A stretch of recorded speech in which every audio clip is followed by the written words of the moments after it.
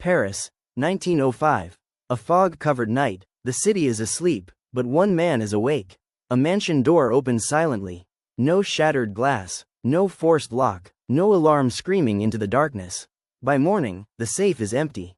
The jewels are gone, the fortune has vanished, but there is no violence, no chaos, no panic, only a card, placed neatly inside the empty safe. Written in elegant handwriting, Arsène Lupin. And that is where the legend truly begins. Is he a thief, a con artist, an illusionist, a revolutionary dressed in silk gloves? Arsène Lupin was created in 1905 by French writer Maurice Leblanc. But Lupin was never merely ink on paper. He was born from tension, from inequality, from resentment, from admiration, from desire. Early 20th century France was a world of glittering ballrooms and silent factories. Aristocrats dined beneath chandeliers, workers stood in shadows, wealth concentrated upward, power solidified behind locked doors. And then came a man who could open those doors.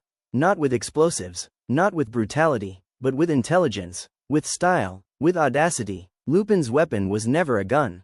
It was perception, it was charm, it was the unsettling realization that the powerful could be outplayed. He did not smash the system. He embarrassed it, and that humiliation was far more dangerous. Arsène Raoul Lupin was said to be born in Normandy in the 1860s. His father was a boxer and occasional swindler, a man who understood the physical side of survival. His mother worked as a servant in aristocratic homes, polishing silver that would never belong to her, walking quietly through halls she could never claim. And young Lupin saw both worlds. He saw gold plates and worn hands. He saw crystal chandeliers and tired eyes. He learned early that wealth was not always earned. It was inherited, guarded, protected by custom and arrogance. As a child moving between servants' corridors and grand salons, he understood something most never do. Luxury is not sacred. It is structured, and structures can be dismantled.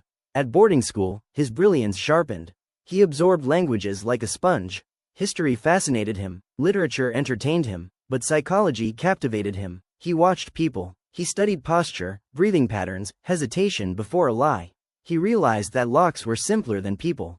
Metal mechanisms followed rules. Humans followed ego. He began studying locks, not out of necessity, but curiosity. He practiced imitation, handwriting, accents, gestures. He discovered he could become someone else simply by adjusting the rhythm of his speech. And when caught in small deceptions as a boy, he did not panic. He spoke, calmly, politely, confidently, and authority figures hesitated, because Lupin understood something profound. Power does not belong to the strongest. It belongs to the most convincing. What makes Lupin dangerous is not theft. It is transformation. He is never confined to one identity. He can be a nobleman discussing art at a gala, a quiet scholar in a library, a military officer with impeccable posture, a doctor offering reassurance, a collector bidding confidently at an auction. He does not simply wear disguises. He inhabits them. He changes the way he walks, the tension in his jaw, the pace of his blink. Even the silence between his words shifts depending on who he becomes. You may shake his hand and feel impressed by his refinement, only to discover days later that you were speaking to the man who emptied your vault. He is compared to Sherlock Holmes, the great detective of logic and deduction. But their philosophies diverge. Holmes uncovers truth, Lupin manufactures it. Holmes reconstructs events from clues. Lupin plants the clues. Holmes represents order. Lupin represents freedom. And freedom, when intelligent, is far harder to imprison. Lupin does not steal indiscriminately. He selects. His targets are rarely random. They are powerful, arrogant, corrupt, or complacent. Men who believe their wealth shields them from consequence. Sometimes he sends advance notice. A letter. A promise. On this date, I will remove the necklace from your safe. And then he does. Imagine the psychological precision of that act. The victim spends days waiting, reinforcing locks, hiring guards, increasing surveillance, and still, Lupin succeeds. Because the theft is not about the object, it is about the demonstration. He does not merely take jewels. He dismantles certainty. He shows the elite that their security is fragile. That intelligence can slip through iron. That elegance can disarm fear. He rarely harms the innocent. He avoids unnecessary violence. His code is self-constructed but consistent. He is not chaos. He is calculated disruption. A gentleman thief, not because he wears a tuxedo, but because he understands restraint. beneath the theatrical brilliance, there is humanity. Lupin falls in love, not casually, not strategically, deeply. One of the most significant women in his life is Clarice Datigues. With her, Lupin attempts something radical for a man who lives behind masks. Stability. He marries. He becomes a father. Yes, the legendary thief has a son, Jean, and this is where the myth fractures. Because Lupin, master of escape, strategist of every move, cannot escape tragedy. Jean dies. The details differ across interpretations, but the emotional impact remains consistent. Lupin cannot outwit death. He cannot negotiate with fate. And this loss transforms him. After that moment, the playful undertone shifts. The wit remains, but it carries weight. The charm persists, but it is edged with sorrow. He can steal diamonds, but he cannot steal back time. He can forge identities, but he cannot rewrite destiny. Perhaps this is his quiet punishment. A man who can be anyone cannot protect the one person who mattered most.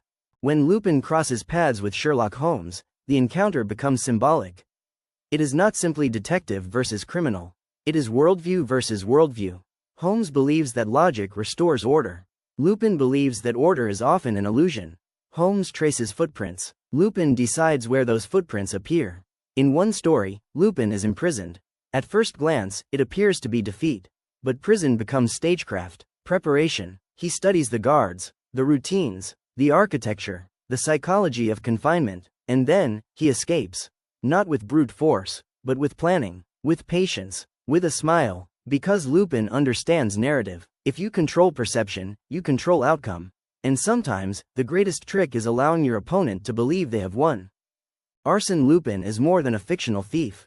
He is commentary. In a society strained by inequality, he becomes symbolic justice. Not through violence, but humiliation of arrogance.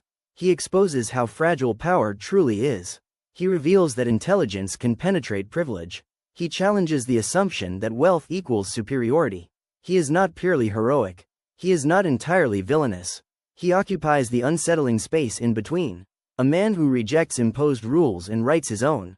And often succeeds. More than a century later, Lupin endures. Through novels, through reinterpretations, through modern adaptations. In the 21st century, he resurfaces for global audiences, reimagined yet recognizable. The suits may change, the setting may modernize, the cultural lens may shift. But the core remains intact. Intelligence over brute force. Style over savagery. Strategy over impulse. Because audiences across generations share a quiet fascination. We are drawn to those who challenge power without becoming monstrous. We admire the mind that can dismantle authority with precision. We are intrigued by someone who steps outside the system and wins. So what is Arsène Lupin, truly? A criminal? A genius? A romantic ideal? Or a mirror reflecting society's hidden desires? Perhaps he survives not because he steals, but because he reveals. He reveals corruption beneath respectability, fragility beneath wealth, fear beneath authority. He demonstrates that identity is fluid. That charm can destabilize certainty. That intelligence can undermine control. And now, consider this. If Arsène Lupin existed today, in a world of digital surveillance, biometric locks, global databases, would he disappear? Or would he adapt? Would you try to arrest him? Or would you secretly admire him? Maybe the reason we remain fascinated is not because he breaks the law, but because he breaks the illusion. The illusion that the powerful are untouchable. The illusion that control is absolute. The illusion that identity is fixed. And that is far more dangerous than theft.